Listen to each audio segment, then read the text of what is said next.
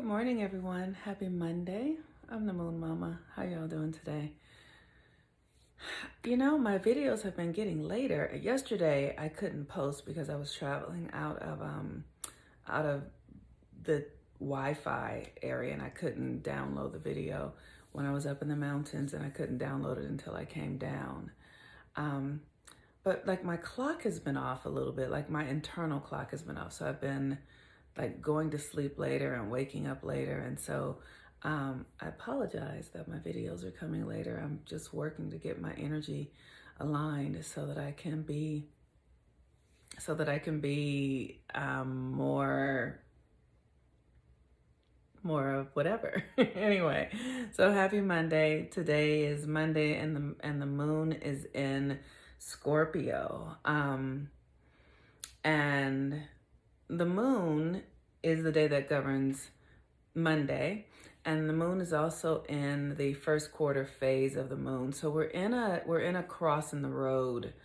Um, and Scorpio is an energy that is a deep feeling energy. It's passion. It's deep transformation. It's an energy that governs our sexual nature. Last night when I came home from hiking, I was in the bathtub and I could just feel my ovaries, like, like the energy in my ovaries. And that's that Scorpio energy. And so usually when the moon is in Scorpio, it kicks up our sex drive. It kicks up our creative power at the root chakra, which is our sex drive, our root and second chakra. So the energy is highly creative right now. It also tends to have an air of privacy because of Scorpio. So there might be a tendency to want to hold back. There might be a tendency to sort of hide out and not really want to reveal yourself. And so just notice those kinds of things and don't make stories about them if you feel that way. Like if you have something going on that feels private to you, or you feel yourself, not wanting to really reveal yourself, like just trust that. That's totally okay. Because when the moon is in Scorpio, it takes us more internal. It takes us more into our private selves. It takes us more into our erotic energy, our sensual energy. And so pleasure becomes a way to be with this energy, either self-pleasuring or pleasuring with a partner, or anything that's pleasurable. It doesn't have to be sexual in nature. Because one of the things that we know about the universe is that everything is feminine and masculine in principle. And so it's pleasure can be derived from all sorts of manner of things. But if you're going to engage in pleasure, make sure that it touches you at a deep level, like something that's really pleasurable for you. Yesterday, when I went to the mountain, and we were hiking, I just kept being called off the trail and into these deep experiences in the woods, and the woods were dark and shadowy and beautiful and mystical. And there was a lot of, it's summertime, so there was a lot of dead debris, like dead leaves on the ground. I just rolled in them and sat there and just allowed myself to be in the freedom of, sort of like allowing myself to go into the belly of the beast and feel my core self, feel the part of me that is, connected to everything, that's vast, that isn't concerned with how things look or appearances, that really just is willing to, get in there and get my hands dirty and not be concerned with what people think, or my own self-judgments, but really allowing me to go into the depths of my own self. And that's the thing that Scorpio does. It's like taking you to the depths of yourself. And if you have the courage, you can allow somebody to go there with you. And that's just basically what sex is. It's just an exchange of energy where we go to these places that are outside of our mental constructs, that are outside of our um, outside of the norms of what we find acceptable with others. Like sex allows us to touch the depths of who we are, and it allows us to do it with another person. And so there's something pleasurable about being seen in this very profound way. There's something pleasurable about revealing yourself and allowing someone to really see you. And, sex is that, but it's not always that. If we cheapen it and not do it in ways that that really opens us up, that really shows us who we are. And I know for me, that's a challenge. Like I have a really hard time being that open and vulnerable in the face of somebody, and I'm working with that stuff right now. So yesterday I went to the woods. Oh, I love the woods. I hope you guys go to the woods to get some magic herbs and plants. And I just wanted to share with you some of the things that I was able to get. So this is horsetail. And horsetail is it's a Saturn herb. It's governed by Saturn. And Saturn governs our structures, our teeth, our hair, our bones, our skeletons. And horsetail strengthens those things. It helps it's silica, and it helps your hair grow and your nails grow, but it also strengthens your courage. It also strengthens you, like your vital life force. It gives you the courage to take risks. It gives you confidence. It's not just, doesn't just work on your body, but it also works on your energetic body as well. And so this is horsetail. And then I have a book, an encyclopedia, and this book tells me about the magic of the things that I find in the woods. And this is mistletoe. And mistletoe is a herb that's governed by the sun. And it is used for protection. It is used to block against misfortune and disease and fires. And it really does help to ward off sickness. And so that's what mistletoe is for. And then this is cedar.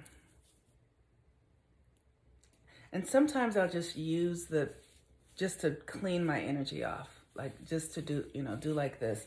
Almost like smudge, but I don't burn it. When it dries, I'll start to burn it. And cedar is good for purification and healing and money, like to protect your money flow. And this little beauty, look at this. This is a piece of bark from a tree. And then on it, these little spores of moss grow. And I love the color of them. They're so beautiful, right? And so one of the things that's very important right now is that we begin to take ourselves back to nature, that we begin to really recognize that we are one with nature, that nature is not separate from us, and that we are at the effect of nature. And so the more we can align ourselves with it, the more we can open our hearts to it, the more we will can release these constructs that are coming undone right now anyway. And it's subtle. Like it's a very subtle thing. It's like really being able to feel the energy in your psyche, in your life, and follow it. One of the greatest lessons that I'm learning around this experience lately around love is I was talking with my friend James yesterday when we were hiking, and I have this experience a lot where love is this incredible energy that owns us. We don't own it. And love is actually the gift. Like one of the things that I'm beginning to see, that when I experience love in any way with myself or with another person or with a connection with another, it's a gift just to have the experience of love. And we do this interesting thing where we go, okay, now this is love, and we have to make it look like this. We have to make it look like a relationship. We have to make it look like marriage. We have to make it look like we're together. We have to make it look like no one else can be a part of this experience. But then that is not love. That is not love. And the thing that I saw in the forest was that if you just allow energy to be free and express, it just turns itself over and it makes itself from one thing to the next, but you gotta let it go. You can't hold on to it. You gotta trust the journey. You've got to be willing to take the risk and know that you're gonna experience the highs and the lows. But the question is, can you be unprotected? Can you really be unprotected? And the thing about the moon and the earth and the energy is that it's flowing no matter what. And if we trust and allow ourselves to go with it, it will lead us to the depths of ourselves. It will lead us to the depths of the experiences that we get to know ourselves. And that's the most valuable thing we can do, is to know how love feels inside of us, to know how we can express love, we can experience love, we can trust it, and to allow it to take us into hell and into heaven, knowing that it's all valuable and it's all necessary and that it all changes. So we don't have to hold on to it. So I encourage you today, when the moon is in Scorpio and it's at the first quarter phase of the moon, to see if you can open up into a deeper experience of your own love, your own depths of pleasure, your own depths of vulnerability. Maybe you don't do it with anybody else. You just allow yourself to go there and feel what it feels like. Feel the vastness of who you are. And one of the things that I'm really aware of for myself as a woman is that my energy is so vast and endless. It's insatiable. My sexual energy is insatiable.